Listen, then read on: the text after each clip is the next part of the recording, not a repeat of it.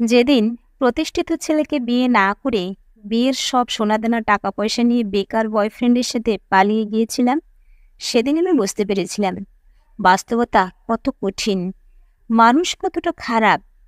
বাবা মায়ের পছন্দ করা সরকারি চাকরিজীবী ছেলেকে বিয়ে না করে যেদিন আমি আমার বয়ফ্রেন্ডের সাথে পালিয়ে যাই, সেদিন আমার বাবা লজ্জায় অপমানে স্ট্রোক করে।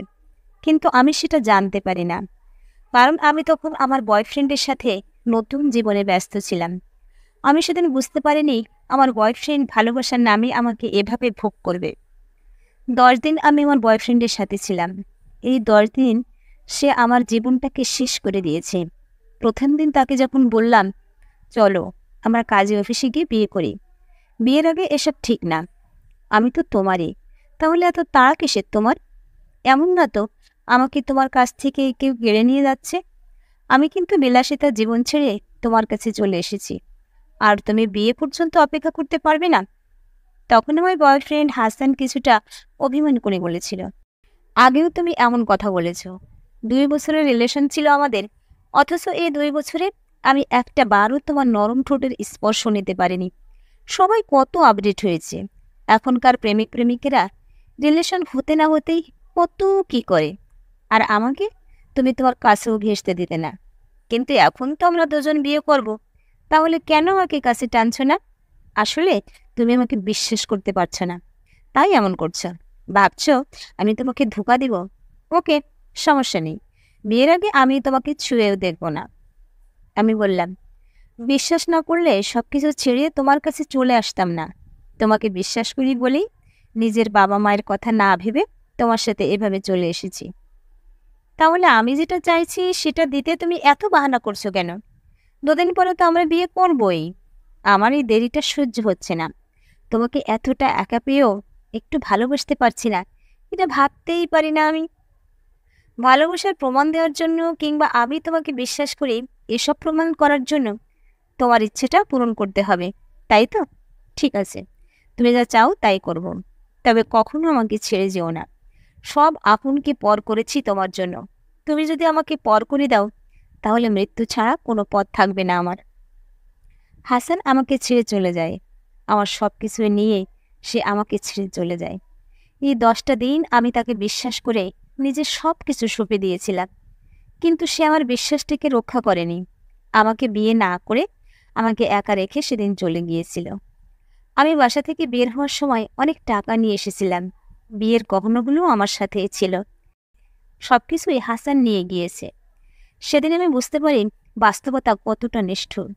মানুষ যে এতটা লোভী হতে পারে কখনো জানা ছিল না আমার।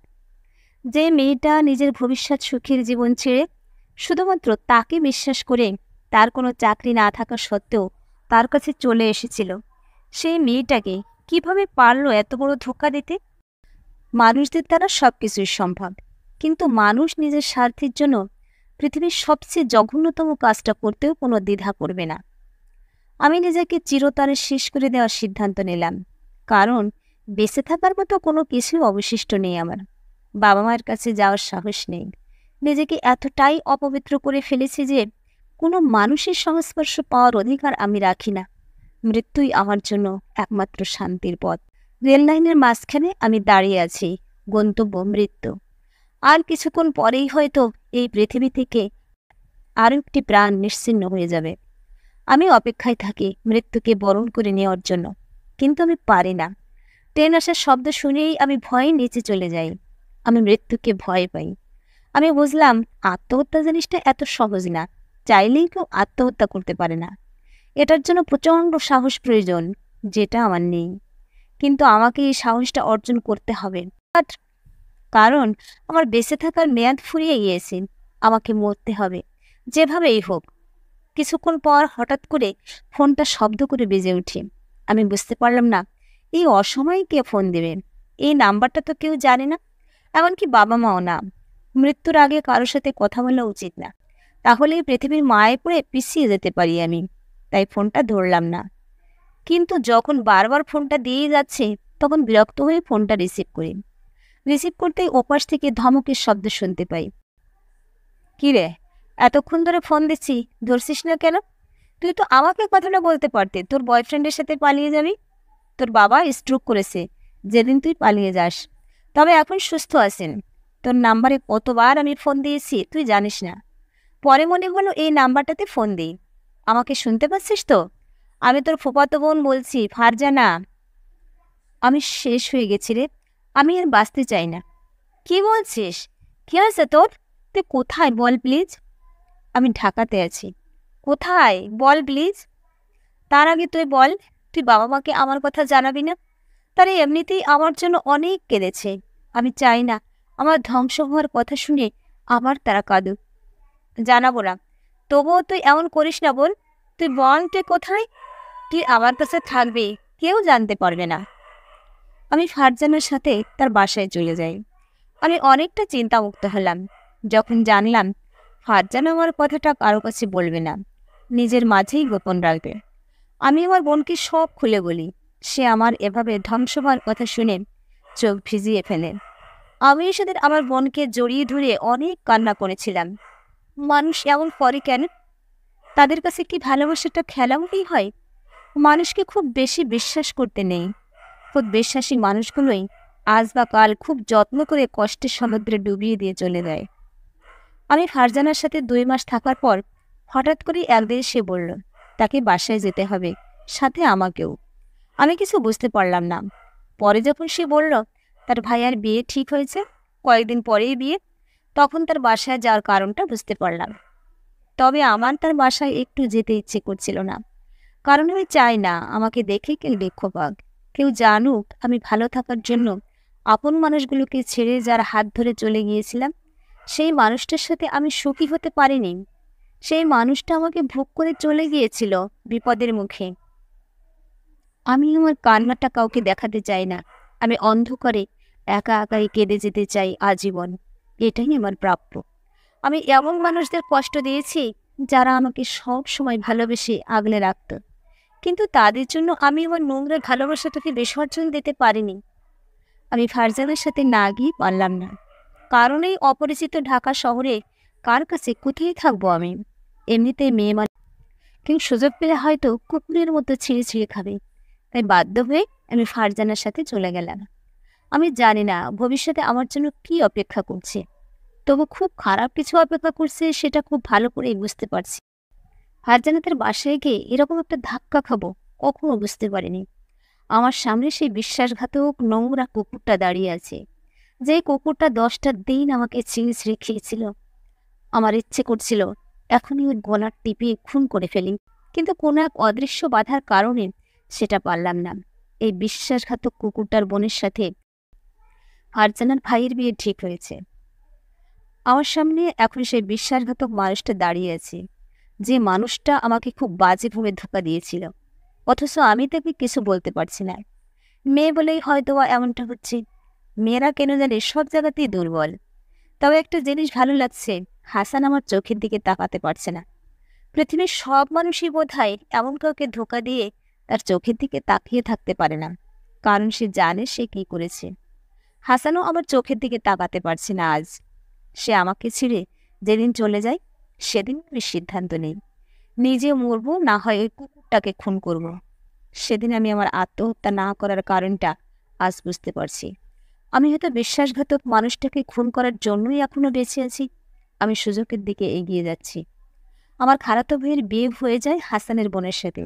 আমি চেয়েছিলাম এই বিয়েটা ভালোভাবেই হোক, কারণ হাসান অপরাধ করেছে, তার বোন কোনো ভুল করেনি।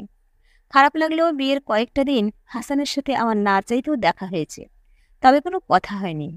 বাবা অসুস্থ থাকার কারণে তাদের এই বিয়েতে আসার কথা ছিল না, কিন্তু যখন বাবা সুস্থ হয়ে গেলেন তখন তারা আমার ছোট ভাইটাকে নিয়ে বিয়ের পরের দিন উপস্থিত হলেন। আমি ভয় পেয়ে গেলাম, কারণ আমার ছোট ভাইটা হাসানকে চেনে। আমার ফোনে সে হাসানের ছবি দেখেছিল। বিয়ের পরের দিন কেন বাবা মা আসলো সেটা বুঝতে পারলাম না। তবে কি আমার কথা বাবা মাকে কেউ বলেছে? তা না হলে বিয়ে হয়ে যাওয়ার পর তারা এখানে আসবে কেন? আমার ধারণাই সত্য হলো। আমার জন্য আমার পরিবার ছুটে এসেছে। আমি বাবা মাকে দেখে কেন জানি দৌড়ে গিয়ে জড়িয়ে ধরতে পারলাম না। কোনো এক জায়গায় গিয়ে আমি থেমে গেলাম। আমার মনে হলো আমি তো অপবিত্র একটা মেয়ে। আমি আমার নিষ্পাপ পবিত্র বাবা মাকে জড়িয়ে ধরে অশুদ্ধ করতে চাই না, কিন্তু আমাকে দেখে তারা দুজন থাকতে পারেনি। আমাকে দেখা মাত্রই মা দৌড়ে এসে আমাকে জড়িয়ে ধরে কাঁদতে থাকে। আমার মনে হলো মায়ের চোখের জলটাতে নিজেকে বিশুদ্ধ করে নিই। পৃথিবীর সব মানুষই বোধহয় মায়ের চোখের জলে নিজেকে বিশুদ্ধ করতে পারে, কারণ বাবা মায়ের চোখের পানির মতো এত বিশুদ্ধ কোনো কিছু এই পৃথিবীতে নেই। বাবা আমার কাছে এসে আমাকে জড়িয়ে না ধরলেও দূর থেকে চোখের পানি ফেলছে সেটা আমি স্পষ্ট দেখতে পাচ্ছি। আমি যখন বাবার পা ধরার জন্য গেলাম, তখন তিনি আমাকে বুকে জড়িয়ে নিলেন। তখন আমি বুঝতে পারলাম আমি সেদিন কি ভুলটাই না করেছিলাম। এমন মানুষদের আমি ছেড়ে গিয়েছিলাম একটা বিশ্বাসঘাতক ধোঁকাবাজ মানুষের জন্য।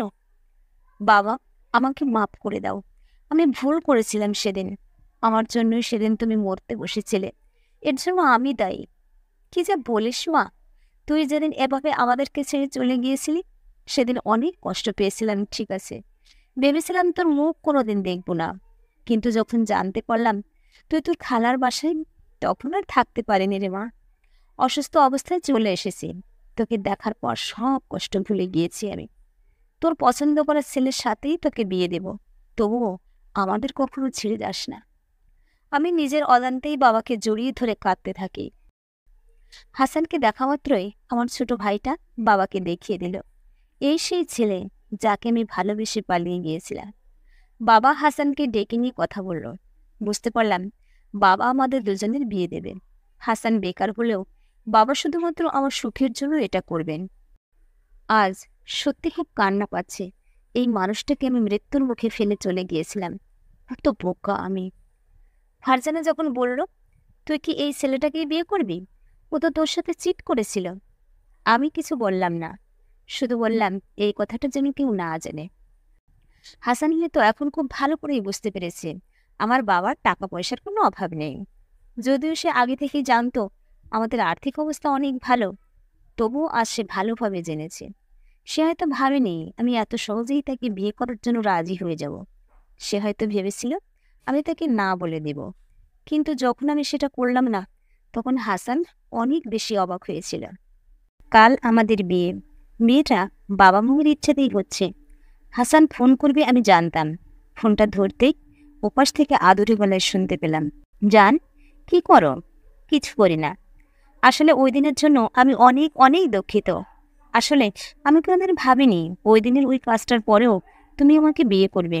আমি তোমার ভালোবাসাটা বুঝতে পারিনি। তুমি যে আমাকে এতটা ভালোবাসো কখনো বুঝতে পারিনি। আমি সত্যি অনেক ভাগ্যবান তোমার মতো এমন একজন মানুষকে নিজের জীবনে পেয়ে। পৃথিবী উল্টে গেলেও আমাদের বিয়েটা কেউ আটকাতে পারবে না। এত বিশ্বাস করো আমাকে? হ্যাঁ, তোমাকে বিশ্বাস না করে উপায় আছে? কারণ আমি জানি তুমি আমাকে কখনো ধোঁকা দেবে না। তোমাকে ভালোবেসে বিশ্বাস না করে থাকতে পারিনি। আচ্ছা, এখন রাখছি। ঠিক আছে। আর কিছু সময় পর আমার বিয়ে। এমন মানুষের সাথে বিয়ে যে মানুষটা আমাকে 10টা দিন নরক যন্ত্রণা উপহার দিয়েছিল। হাসান তার পরিবার নিয়ে আমাকে বউ করে নিয়ে যাওয়ার জন্য এসে গেছে। কিন্তু সে যখন দেখলো তাকে ধরার জন্য পুলিশ এসেছে, তখন সে জাস্ট থ হয়ে দাঁড়িয়ে রইল। কি অবাক হচ্ছে খুব? তুমি কি করে ভাবলে আমি তোমাকে বিয়ে করব? তুমি শুধু আমার বিশ্বাস ভাঙনি, সেদিন আমার পবিত্র ভালোবাসাটাকেও অপমান করেছ। আমিও চেয়েছিলাম তুমিও বিশ্বাস করে ঠকো। তুমি বিশ্বাস করেছিলে আমাকে বিয়ে করে বিলাসিতার জীবনযাপন করবে। আমার বাবা তোমাকে ভালো একটা চাকরির সুযোগ করে দেবে। তুমি অতীতের সব ভুলে আমাকে নিয়ে সুখে থাকবে। তুমি কি জানো, তুমি যদি সারা জীবন আমাকে সুখের সমুদ্রে ডুবিয়ে রাখো, তবুও আমি সেদিনের 10টা দিনের যন্ত্রণার কথা কোনো দিন ভুলব না। তোমার সারা জীবনের দেওয়া সুখের কাছে সেদিনের 10টা দিনের কষ্টের পরিমাণ অনেক বেশি। আমি রাতে বাবাকে সব বলেছি তোমার কথা। 10টা দিন তুমি আমাকে নির্যাতন করেছ।